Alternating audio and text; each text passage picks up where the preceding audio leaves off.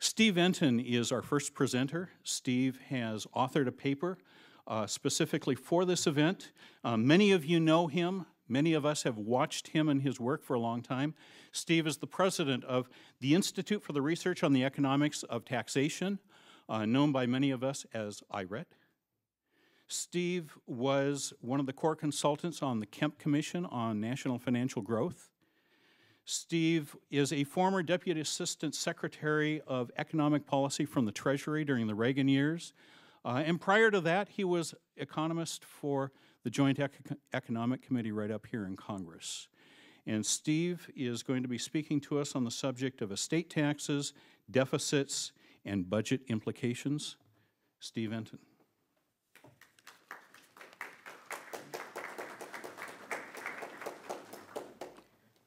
Thank you, Dick. It's fun to be back here on the Hill.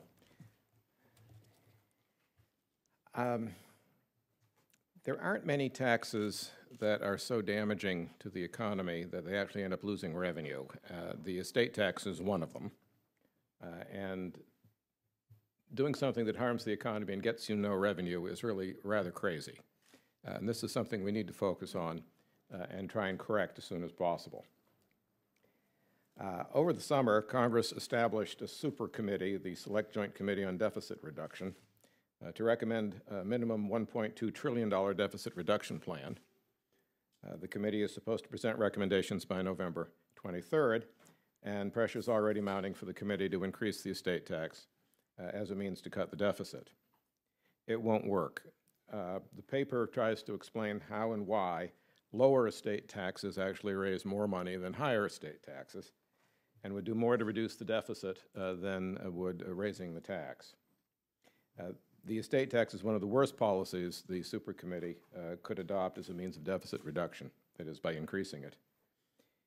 Unfortunately, efforts to eliminate or reduce the estate tax are being held back by incomplete revenue estimates. Federal revenue estimators, both here in the Congress and at the Treasury, show the tax as contributing revenue to the Treasury, and they report that reducing or eliminating the tax would cost revenue and raise the deficit. But they get this results by assuming the tax has no effect on the economy, no effect on people's behavior other than the usual avoidance methods that they try to take into account.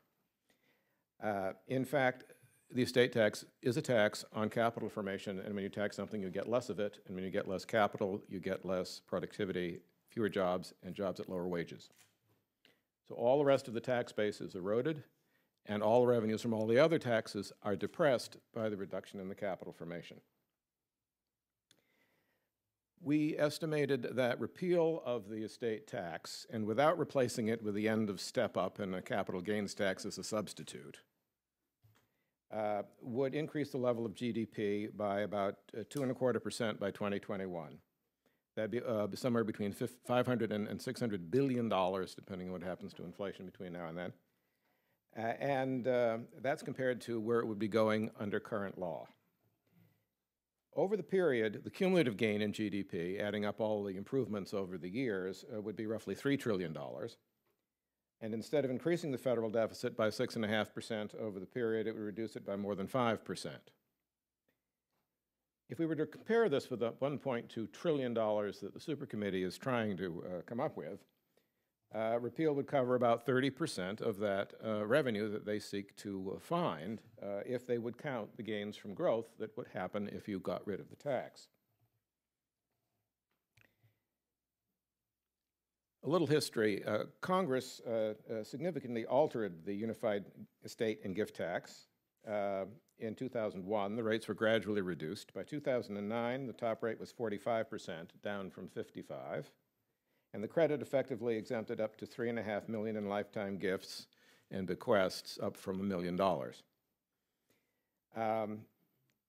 The estate tax portion of the tax expired for 1 year in 2010.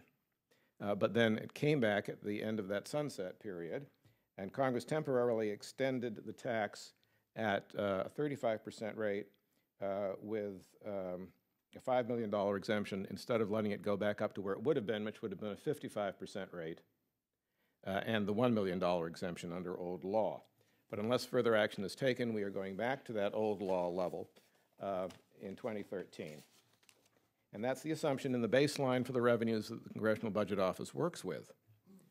So we measured against that and asked what would happen if we did a number of things to hold down or eliminate the tax. Now, as I mentioned, transfer taxes are taxes on saving and capital formation. They reduce the size of the capital stock, they reduce employment, they reduce productivity, and they reduce wages, and that is where the damage to the revenues comes from. There are other effects, of course. People do tend to give a lot more money away if they're facing these death tax thresholds, and as people give money to their children or to others earlier in their lives, the younger people are generally in lower tax brackets than the parents, and so all the time that they're earning interest and dividends on the transfers, the Treasury is getting less revenue as you go along. B. Douglas Burnham of Stanford estimated that that alone was enough to make the estate tax a revenue loser. We haven't counted that part of it. All we've done is look at the tax on capital and its effect on the growth rate. We took a look at several cases. One in the first column on the left there you can see is the permanent elimination of the estate tax, but the retention of the gift tax. The second one was a larger reduction, a top rate of 15%, akin to the current capital gains tax rate, with a credit offsetting up to $5 million in assets. The third column is the 35% credit, the 35% top rate with a credit offsetting $5 million, which is what we have for the next 2 years. And the fourth is a return to the 2009 levels of 45% at the top rate and a credit offsetting $3.5 million.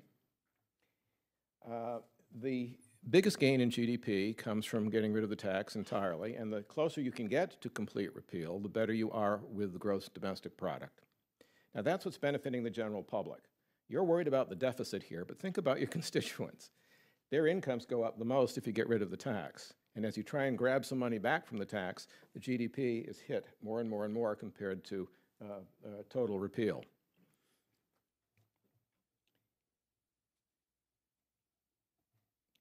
What we did in this paper that we did not do in earlier papers was try to stretch out the projected growth in the capital stock and the employment and the revenues over time during the 10-year window. We had just leaped to the 10-year result, the ultimate result in comparative statics in earlier studies.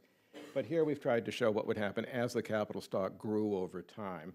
And we have the government more or less breaking even by 2013 or 2014, and then the gains build further after. So you have a couple of years of a little bit of loss, not much, and then you begin getting the gains through the end of the period.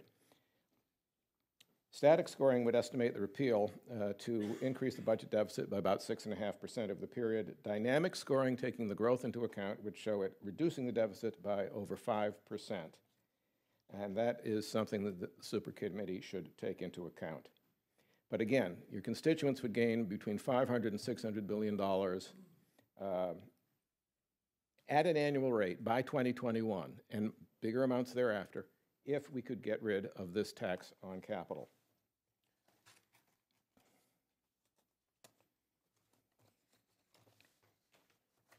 The various plans have different impacts on the GDP, and I want to emphasize again that's the most important thing we have to look out for, which is the welfare of the public. Getting rid of it gives you about $3 trillion over the period in additional income for the population.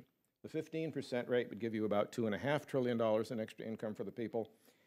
The 35% rate, about $2 trillion, and the 45% rate, about 1.7 trillion, compared to going back to that top rate of 55% and the $1 million exemption.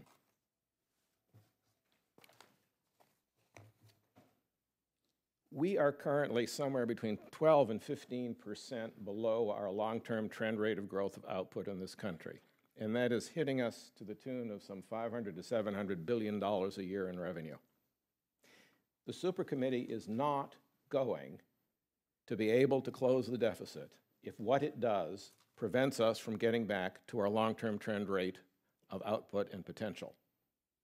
They have got to consider what they are doing to the capital formation and wages and productivity. And if they don't, they are setting themselves up an impossible task. It's time we got rid of the static scoring assumption and got back to dynamic scoring, or moved to it, we haven't ever been there, and begin to understand that taxing capital hurts labor. You cannot love the employee and hate the employer. We all start out, generally speaking, with fairly little capital. We work, we save, they tax us on the initial earnings, they tax us on the saving, they tax us on the inside buildup. If we buy shares, they tax the corporation too. Then they tax us at the end of life. The whole setup is designed to keep us from growing and reaching our potential. And it's gotten to the point where Congress is now suffering from that as well as the rest of the country because you're having a terrible budget problem and you can't get the revenues to pay for your promises. Don't try to pay for your promises by killing the goose that lays the golden egg. It won't work. Thank you.